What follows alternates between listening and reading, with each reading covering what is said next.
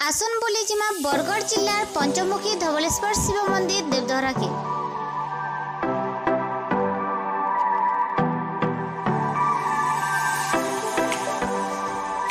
Bargarh जिल्लार Padampur 15 kilometre गले पड़सी देवधरा लखमरानु 6 kilometre जीवार के पड़सी। बरगढ़ जिल्लार गोटे बड़ प्रसिद्ध मंदिर टे जेनटा छत्तीसगढ़ बरगढ़ सीमा न अच्छे। इस शिव मंदिर पंचमुखी धवलेश्वर भगवान पूजा पाएसन।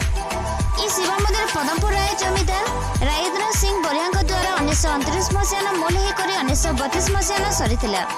ई मंदिर तैयारी हेबार बहुत किंवदंती अच्छे जेनटा लोक मानकर मुखु सुनबार के मिलसी। इटा गोटे बहुत पुराना मंदिर है। इन जेन वृषभ अछन दिने चिताबाघ आसी गाइया भाभी ताके आक्रमण करिथिला। हेतिर लागि वृषभ खंडिया हिछन।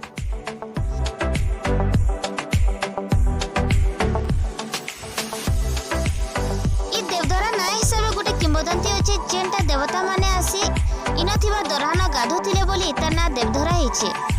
देवधरा शिव मंदिर देखबार संगे जेनटा भी आदि जगह के सुंदर करसी सेटा इनर दरहा है। ई दरहा दुईटा पहाड़र मझारे अछि जेन झरणा पाइन आसी जमा हेचे आर इनर पाइन केभे नि सुखे। ई दरहा के जे प्राकृतिक सौंदर्य के उपभोग करबा के हेले मंदिर पहुंचबाटे पहाड़ चढ़ी जीवार के पड़सी।